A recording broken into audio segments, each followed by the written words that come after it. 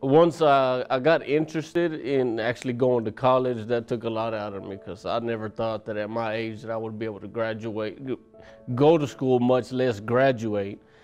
I'm 33 years old. I just turned 33 December 31st, 14, 15 days after my graduation.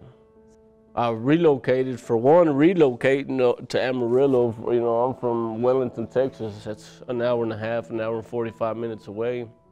And so just the thought of moving to Amarillo was a big thing for me. I had to get out of myself, out of being, you know, my comfort zone, because I don't know anybody in Amarillo.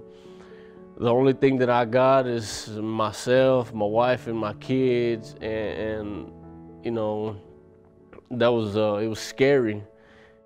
Let's see, 1, 2, 3, 4 classes a semester, 4 days a week, 8 in the morning to 1:30 in the evening, you know, and so for me, that was also a struggle, thinking to myself that, you know, how am I going to be able to make car payments, you know, just the fight in me, the part of me that told me not to give up. You know, I went out and I looked around for jobs that had that evening schedule that I could take in order to work a full-time job. And I did. Derek Lyons is one of my teachers from the advanced diesel course, and he's an awesome teacher, and he's really, he gets into the students, you know. He figures out the things that you like, the things that you're good at, what you're learning, what's, you know, what he needs to improvise on. But he found me a job. You know, he found me a full-time job that I could work 8 hours a day and go to school 5 hours a day and make everything work. There were several times that like I said, I just wanted to quit, you know, and life just threw curveballs at me left and right, you know. We were planning on bringing another, you know, another addition to the family. And, well, my wife had some complications. We went to the hospital, and they did an emergency surgery on her right away, and it took about 2 hours, and we weren't able to have the baby, you know, but maybe it wasn't the right time. Maybe it, you know, I don't know, life knows what it's doing. My mom gave me a pickup. This is an old pickup, you know. I'm not old school, but I'm old school, you know. And this truck, it's a '92 Chevy Silverado. It's standard. And she gave it to me. She said, "Mijo," she said, you're close enough to where you're gonna graduate. I can see it." She said, "I can see you graduating. We're not gonna miss it for the world." She said, "You can have this truck." I said, "Mom, but that truck don't even run." He said, "Well, ain't that what you're going to school for?" I said, "Well, yeah." I did. I got under the hood. I put everything together, took out what needed to come out and put in what needed to go in, and I got the truck running. Well, the transmission went out. So I got a buddy of mine. He helped me tow it up here to Amarillo, and by that time I was broke. So once I was having those problems, you know, I came to Jordan, to Judith and Jordan, you know, and asked, you know, what are the possibilities that they would be able to help me cover some of these things. And Jordan says, "Well," he said, "we can look into it." He said, "We do have some funding that's for emergencies." So I brought her the receipts on some of the stuff that I spent. She said, "Okay." She said, "It amounts to this much and this much.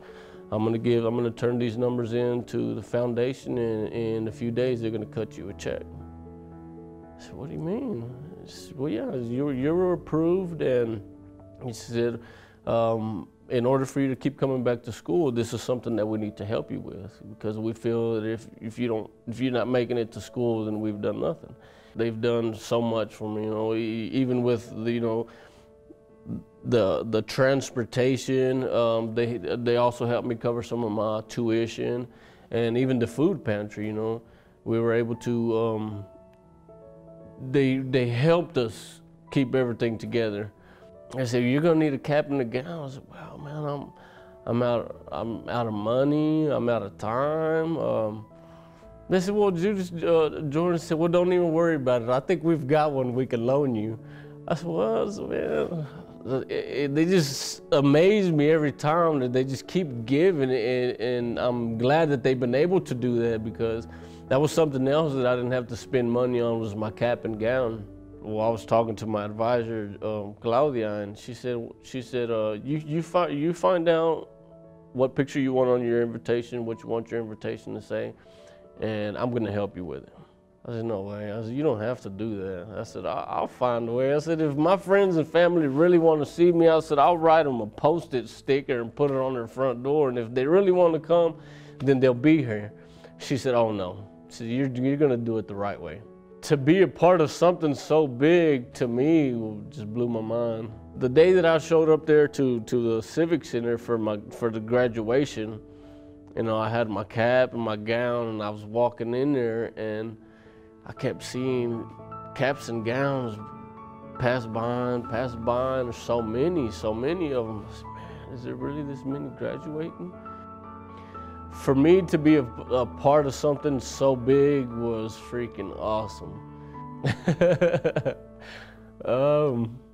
And they're proud of me. I think they were the loudest fans.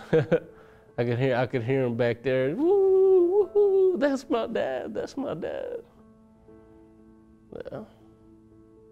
Yeah, my daughter, she's 13 right now, and she says, Dad, what you did is amazing.